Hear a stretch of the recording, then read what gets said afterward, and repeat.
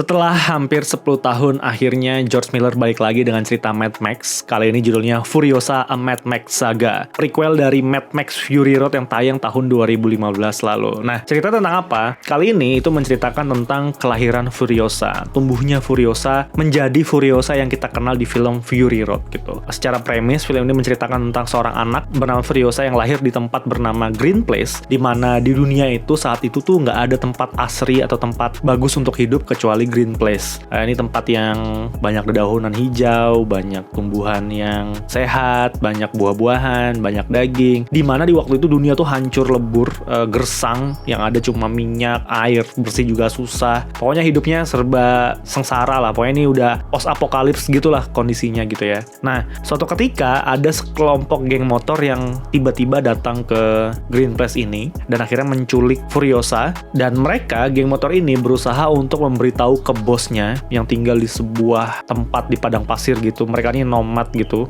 pindah-pindah tempat, dan pengen ngasih tahu kalau masih ada loh di dunia kita tempat yang asri, kita harus ke sana. Nah, buktinya apa? Buktinya anak ini yang bernama Furiosa itu.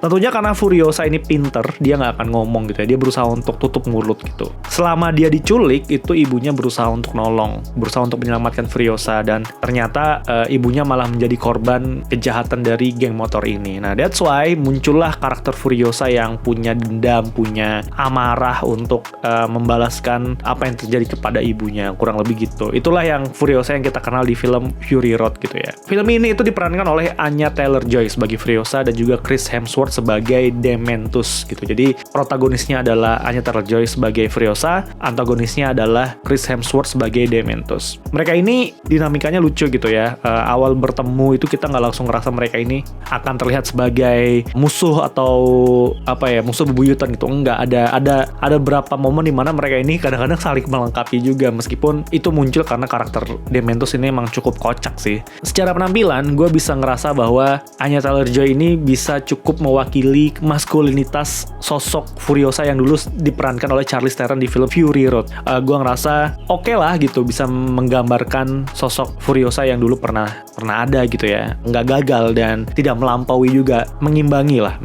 Nah, di satu sisi lucunya pemeran Dementus ini kan diperankan oleh Chris Hemsworth yang kita udah jauh lama kenal sebagai Thor gitu ya. Ada sedikit kesan bahwa dia akan terbawa karakter Thor nggak ya ketika tampil sebagai Dementus di Furiosa ini, karena penampilannya mirip gitu, rambutnya agak panjang gitu, menampilkan otot-ototnya juga gitu ya. Awal-awal cukup skeptis gitu, gue ngerasa kayaknya akan terbawa nih Thor-nya, tapi ternyata enggak juga gitu. Justru gue jadi mengerti kenapa George Miller dan filmmaker dan tim produsernya memilih Chris Hemsworth untuk memerankan Dementus, karena Dementus ini sosok karakter antagonis yang jahat, punya ambisi, tapi juga lucu dan juga masuk akal gitu. Karakter itu nggak pure jahat hitam banget, itu enggak. Karakternya juga punya ambisi-ambisi masuk akal gitu. Kenapa dia pengen melakukan ini? Ya pure aja pengen berkuasa gitu.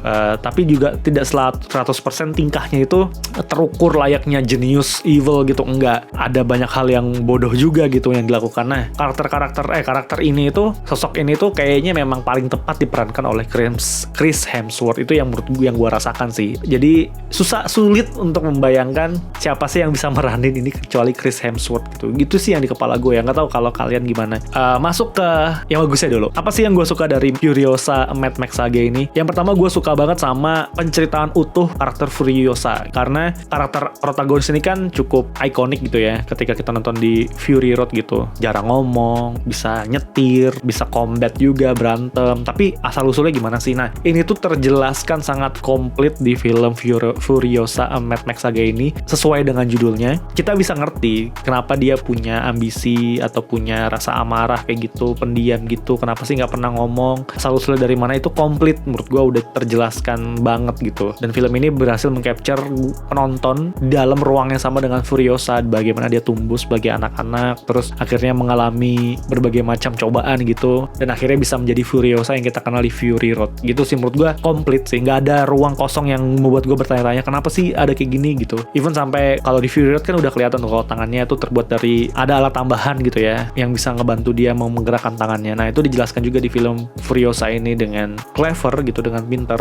nggak yang terlalu gimana-gimana gitu, karena bisa menjelaskan dengan bagus. Yang kedua, wow momennya juga cukup banyak gitu. Jadi kita kan selalu berekspektasi bahwa film ini punya adegan-adegan aksi, adegan-adegan akrobat yang gila. Nah, film ini punya beberapa yang pas nonton tuh, wah, kok kepikiran sih bikin adegan kayak gini, kayak gila banget nih George Miller, idenya nggak habis-habis gitu. Bisa mengeksplor gimana sih adegan orang bawa mobil, bawa motor di tengah padang pasir, proses pencurian, proses bertarung itu bisa digambarin dengan adegan-adegan yang sat-sat. Belum lagi film ini menurut gua bukan film ini tok sih. George Miller itu menurut gua antitesis dari Zack Snyder. Kenapa? Kalau Zack Snyder itu suka slow motion, George Miller itu kebalikannya. Banyak banget adegan yang dicepetin gitu. Mungkin cuma berapa persen gitu ya dari aktualnya gitu, dari adegan yang manusia biasa bergerak. Dicepetin berapa persen, tapi kita tahu kalau adegan itu sebenarnya di fast forward gitu, cepet gitu. Ada time lapse juga. Jadi ini tuh dua sutradara yang berbeda dengan approach yang berbeda di kondisi yang mirip-mirip gitu ya. Kalau film terbarunya Zack Snyder itu juga banyak tempat yang padang pasir atau landscape sama. George Miller juga ini kan pure padang pasir, landscape gitu ya, ruang kosongnya banyak, tapi caranya beda, satunya cepat, satunya dilambatin gitu. Bedanya gue suka George Miller tidak eksesif gitu, nggak berlebihan, jadi masih masuk akal kenapa harus dicepetin, karena memang rush filmnya tuh tentang balapan, tentang adegan-adegan berkendara gitu, not necessarily balapan sih, tapi lebih ke banyak adegan berkendaranya gitu. Yang terakhir adalah cinema language-nya oke. Artinya gue suka banget cara film ini bertutur lewat visual, lewat audio yang efektif gitu. Banyak banget momen yang bukan sebenarnya sih, mungkin kalau filmmaker lain bikin itu banyak ngobrolnya, bla bla bla bla bla, ini yang kurasakan, aku akan balas dendam apa segala macam. Enggak, di film itu enggak sama sekali. Semua dituturkan lewat bahasa visual. Bagaimana si karakter Furiosa ini menghadapi masalah, dia marah, dia dendam, dia punya emosi, dia punya ambisi, dia suka sama orang, dia ingin bertindak apa, itu semua ditampilkan dengan bahasa visual yang enak banget untuk dimengerti. Kita tahu apa yang dia rasakan, kita tahu apa yang dia mau, kita tahu kenapa dia melakukan itu, even dia nggak ngomong gitu. Itu bisa terjelaskan banget di film ini dengan sangat bagus, dan momen musik yang muncul itu juga tepat gitu ya. Dar-dar-dar-darnya itu bisa menggugah suasana, nggak yang berlebihan setiap adegan berantem atau setiap adegan aksi itu ada, nggak. Jadi semua menurut gue paket komplit sih secara cinema language. Jadi buat kita yang nggak suka banget dengerin orang ngobrol di film tapi disuguhkan aksi, ini cocok menurut gue untuk film yang bisa kita pelajari gitu. Gimana sih sebuah film itu bisa bertutur lewat bahasa visual yang tetap menarik, tapi kita bisa mengerti gitu. Jadi style over substance itu nggak terjadi banget gitu. Ada beberapa yang stylenya, tapi kita ngerti maksudnya apa. Gitu sih. Nah, yang gue kurang suka dan sepertinya menjadi catatan gitu ya. Yang pertama adalah babak akhir di film ini tuh cukup dragging. Kebalikan dengan apa yang gue bilang tadi di poin ketiga, bahwa cinema language film ini tuh bagus. Sayangnya di babak ketiga itu filmnya sangat bertele-tele lewat dialog. Itu gue kurang suka karena dragging. Draggingnya itu terjadi karena kita udah disuguhkan oleh dinamika, cerita, plot, adegan yang sangat dynamic gitu. Jadi terasa lama setelah dinamika plot dan scene yang bagus gitu di 3/4 gitu ya, 3/4 lah.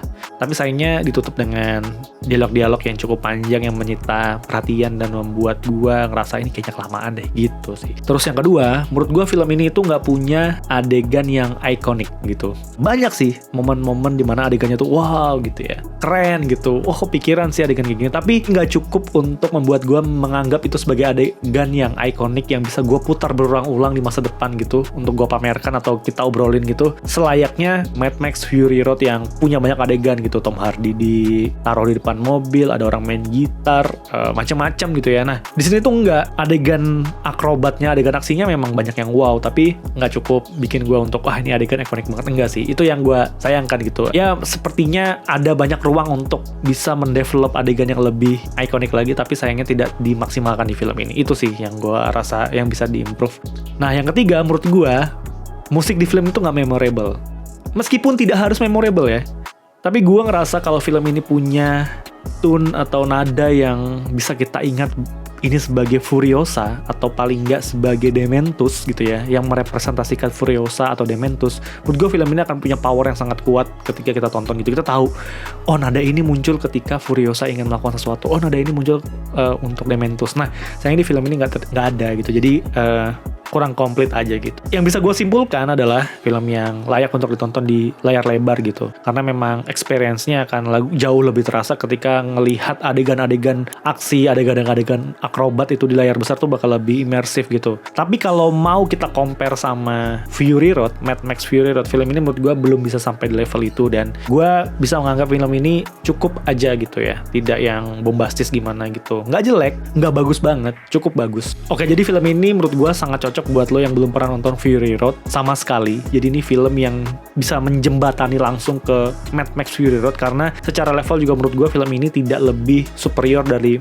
Fury Road. Jadi kalau nonton ini, oke, Fury Road akan lebih nyaman gitu loh. Di satu sisi, film ini juga bikin lo yang udah pernah nonton Fury Road untuk pengen rewatch lagi Fury Road, karena banyak adegan yang dimunculkan kembali dan bisa menumbuhkan rasa pengen nonton Fury Road lagi gitu sih. Jadi sebagai prequel, film ini udah berhasil, tapi memang ada beberapa hal yang kalau mau kita compare sama Fury Road itu memang belum bisa untuk melampauinya gitu. Jadi ini prequel yang tepat meskipun kurang cermat, anjay. Itu aja sih dari gua. Sampai ketemu di video habis nonton film selanjutnya. Dadah.